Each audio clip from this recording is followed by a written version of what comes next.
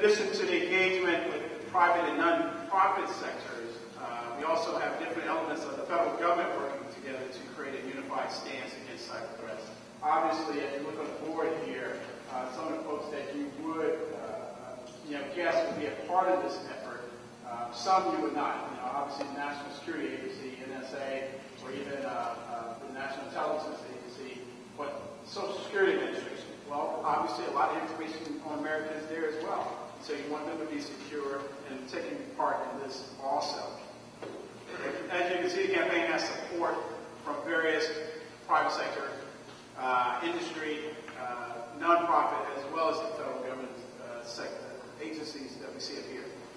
Because this issue affects you and it affects your family. You all know the importance of cybersecurity, but in order to broaden this understanding, we have to talk about the risks and threats that exist online. I'm going to give you a few stats here before I get into those 4 areas I talked about. Every 3 seconds, an identity is stolen. So for our short discussion here, about 900 identities may have been stolen. Cybercrime has now surpassed illegal drug dealing as the #1 criminal enterprise in the world. Without up-to-date security software, your unprotected computer can become infected within 4 minutes of connecting to the internet. Your computer, without your knowledge, can be used in a crime. We need to understand the who, the how, and what in order to be able to understand the deal with cyber risk. The who's doing this is very simple. It goes down to 2 actors, right? Hostile actors, non-hostile actors. Hostile actors are folks that we know in the intel community, that you know, criminal organizations, the hacker down the street, foreign entities that want to get into the Fort Worth PD's system to disrupt, to mine information, to do whatever it wants to get into your system, to get your personal information. Those are hostile actors that have an intent to do harm or to mine information. Non-hostile actors are folks that unwittingly download malware into their computer by clicking on something that they shouldn't click on, either through some site or some pop-up or some email that they shouldn't have clicked on. Now, the first group we're trying to do something about. Obviously, we're going after them, but this campaign is targeted at that second. We can do something about them by building this awareness on cybersecurity. The what? The vulnerabilities that the actors exploit, such as our inherent trust of software that we use, that's the what. They're exploiting that. We expect that software that we bought, we expect it to work, and we don't really question it. Well, we should, and we should update it, and we should do our very best to be sure we have the most up-to-date software. And sometimes a lot of the updates are free, actually. The internet, obviously, is a great professional and educational tool that provides access to resources you and I never had growing up. However, with this accessibility comes great risk. The 4 areas we're going to talk about, and again, I'm going to get into them right now: identity theft, fraud and phishing, cyberbullying, and ethics, and cyber predators. And we'll start with identity theft. That's probably the longest one there. We'll talk about that really quickly. It's very prevalent, identity theft, regardless of age. In fact, as some of the students at the University of Dallas in the audience may know, some areas where it is most prevalent are college campuses, identity theft. According to the Identity Theft Resource Center, 24% of all identity theft complaints made to the FTC, the Federal Trade Commission, are made by individuals on college campuses. So almost a quarter of the complaints of identity theft come from folks affiliated with college campuses. Obviously, the stat is staggering, but it shows you the importance of protecting yourself and your identity when you go online. And identity theft just doesn't happen somewhere else. It doesn't just happen in Florida or California or Oklahoma. It happens right here in the Dallas-Fort Worth area. Just last week, a man who stole approximately 16,000 identities online, including those belonging to active duty and reserve U.S. military members, Dallas federal court. The man used online file sharing programs to search for and download victims' computer files. These files contain personal identifying information, names, social security numbers, birthdays, credit card numbers, bank account numbers, passwords. The man used this information to make hundreds of fraudulent online purchases and also to defraud the Army and Air Force exchange services. I know personally, and if you have a personal story, please interrupt me and share, because I think it would be beneficial to the group. But I know even personally, my wife and I, 2.5 years ago, decided that we would become foster parents in the Washington, D.C. area. So I was actually away on a business trip, and my wife called me a week after Thanksgiving, saying, "Hey, Child and Family Services just called and said, there's a little 2-week-old baby at the hospital. Would we like to be foster parents?" And that's very weird, because for the past month, previous to this, my 8-year-old, who was then a 5-year-old, was praying that she'd have a baby brother or sister for Christmas. And so I'm no biology major, but my wife got said, "That ain't happening, And that takes about 9 months, We're like, where's this baby brother or sister coming from? And we got this call saying, "This little baby, we'd like you to foster." At any rate, fast forward 2.5 years later, we're doing our taxes last year. We're saying to our accountant, "Hey, get the taxes in order." He said, "Well, do you want to have a write-off for the foster child?" I said, "No, absolutely not. We're in the process of adopting that child right now, by the way." I said, no, we're doing this because we want to do it, not because we want to write the child. What is that?" He said, "Listen, slow down. Slow down. What are you saying? Listen, it's good for you. It's good for the taxes. It's good for the money. Keeps things clean. Just, and it's legal." We're like, okay, go ahead and do it. He came back 2 days later. You know what he told us? He said, "Oh, we can't use her." Why? Someone else is already using her Social Security. So she's 2.5 years old, and already someone has stolen her identity.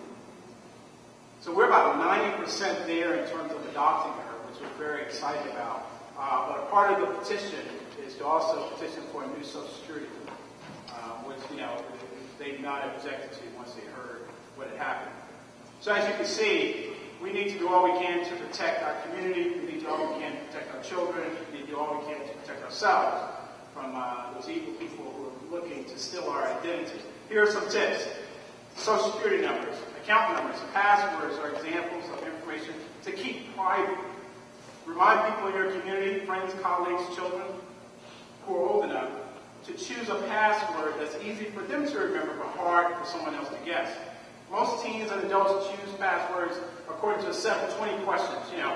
Place of birth, middle name, pet's name, the town they live in, birthday. The problem with these passwords, they're very easy to guess.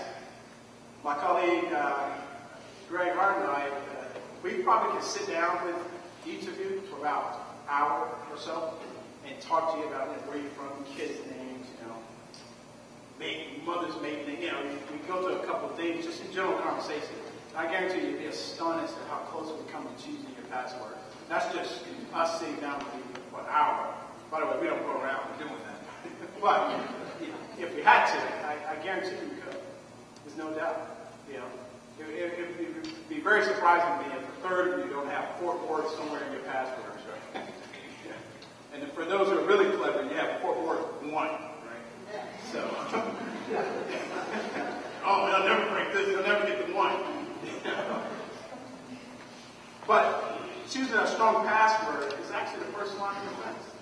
I think we all learned early on probably the best answer is the simplest answer. In addition, don't use the same password twice. Many people don't understand exactly what identity theft is and what the consequences are. But not choosing the same password twice can actually help you avoid it. The reality is that it can happen to anyone. Simple things like locking your computer and your cell phones, certainly not sharing information about yourself on social networking sites of all places can help with this situation. These are common sense tips that many of you know, but it is a matter of actually practicing these tips and teaching them to members of your community. We'll move on to the other 3 really quickly. Phishing. Many of you probably have heard of fraud and phishing. Phishing is becoming more and more of an issue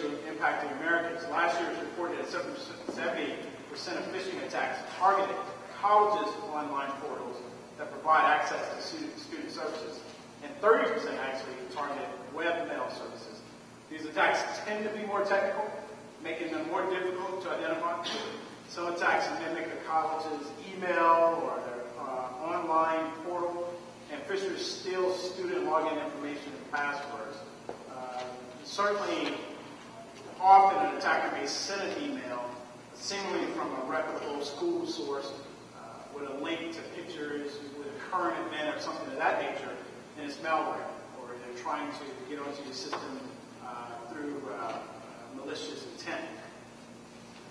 Certainly, using current events like the royal wedding or the death of Osama bin Laden, right, are examples of current events that hackers can use to entice users to click on a link or open an attachment with malware like Trojans, right, in it. When it comes to phishing, look for teachable moments. If you get a suspicious message, help your community understand how to identify it. You know, we can't prevent these emails from coming, but certainly we can help teach each other to be on the lookout. And again, it's the same sort of thing when we look at physical threats, right? We teach our kids what to look for in strangers. You know, don't talk to strangers. We teach our kids and each other neighborhood watch systems and things of that nature. This is the same thing, and we need to take we need to pay a lot of attention to this, because this is not the next, right? This is not the next threat. This is the now threat. We need to teach our kids not to reply to every single text they receive or email or pop-up message that asks for personal information. And also we need to educate our neighbors and our friends about the type of phishing scams that are out there and what they can do to protect themselves. We quickly talk about cyber ethics. Unfortunately, one of the most rampant ethical problems Americans are facing in cyberspace is cyberbullying. Now, most of you in this room have probably not had to personally deal with cyberbullying, but it's a huge issue for kids out there today. You know, we think about bullying, it's not what we think of as we're growing up, right? That traditional playground bully, which of course no one in this room ever was bullied on the playground, so maybe a foreign concept to many of you. But nowadays the bullying has gone to the cyber world. This next generation, they are experiencing bullying in a new way. 1 in 5 teens has been a victim of cyberbullying, with threats ranging from not so serious to actual death threats. Bullying in general has taken on a new form. As we talked about, that playground bullying, that's diminishing. The problem of online bullying, that's increasing. And it casts a bigger net, right? So today, when a victim is made fun of on Facebook, it's out there for all their classmates, all their friends to see, making the pain that much